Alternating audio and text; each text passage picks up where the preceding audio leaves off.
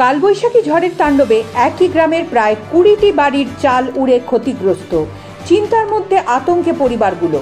গতকাল বিকেল থেকে কালবৈশাখী ঝড়ের প্রভাবে ক্ষতিগ্রস্ত বীরভূমের নানুর ও লাভপুর ব্লকের বিভিন্ন জায়গা। নানুর ব্লকের কীর্ণাহার 2 নম্বর পঞ্চায়েতের নূরপুর গ্রামে ঝড়ের তাণ্ডবে একই গ্রামের প্রায় 20টি মাটির বাড়ির টিন ও খড়ের চাল উড়ে যায়।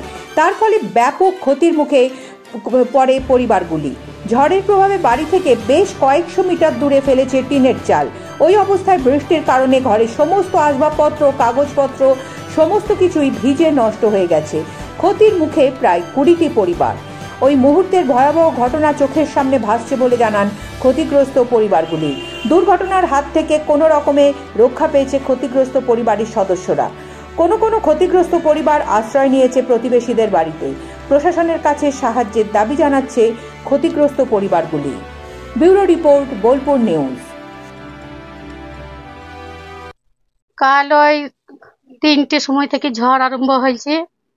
এর সন্ধ্যে 7টা পর্যন্ত একটানা জল বৃষ্টি আর ঝড়ে সব আমার ভাঙচুর করে দিল। 3 মেয়ে, আমার স্বামী স্ত্রী, আমরা 3টি মেয়ে স্বামী স্ত্রী আমরা থাকি এই বাড়িতে। আমার স্বামীর অ্যাক্সিডেন্টে আঙ্গুল চলে গেছে, তাইলে আমার কোনো জিনিস লড়াছড়া হয়নি। প্রচুর আমার ক্ষয়ক্ষতি হয়ে গেছে, নামাইতেই পারিনি।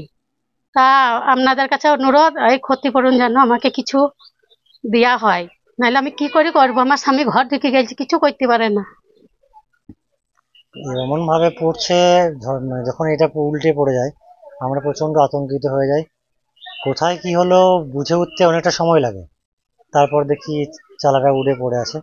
এখানে আমার বোনেরা ছিল, আমাদের ওয়াইফও ছিল। তারা যখন এ বাড়ি থেকে ও বাড়ি যাচ্ছিল সেই সময়ে পড়ে, যাক ওদের উপরে পড়েনি, এটাই অনেক ব্যাপার। সম্পত্তি হানি অনেকটাই হয়েছে, কিন্তু কোনো জানমালের ক্ষতি হয়নি, এটাই অনেক বড় ব্যাপার। আতঙ্ক তো অবশ্যই, এখনো পর্যন্ত আতঙ্কিত হয়ে রয়েছে, আমরা ভীষণভাবে আতঙ্কিত। সেই আতঙ্কের রেশটা এখনো কাটেনি। এখন যদিও আমরা মালপত্র সমস্ত কিছু বের করে মানে সঠিক স্থানে নিয়ে যাওয়ার চেষ্টা করছি, যাতে করে সেগুলো সুরক্ষিত থাকে, কিন্তু আতঙ্কটা তো মনের মধ্যে রয়েই গেছে। এটা অনেক ক্ষতি, কারণ আমার থাকার জায়গা এটাই। সেটা যখন উড়ে গেছে, চালটা উড়ে যাওয়াটা মেন ব্যাপার নয়। চাল উড়ে যাওয়ার পরে এটা মাটির দোতলা বাড়ি, পুরো প্রচন্ড বৃষ্টিও হয়েছে, সঙ্গে বৃষ্টির জলটা পড়েছে উপর থেকে চুইয়ে নিচে পর্যন্ত পড়েছে। সমস্ত রুমগুলোই ক্ষতিগ্রস্ত। মাটির দেওয়াল ধুয়ে ধুয়ে কাদাগুলো নিচে পড়েছে।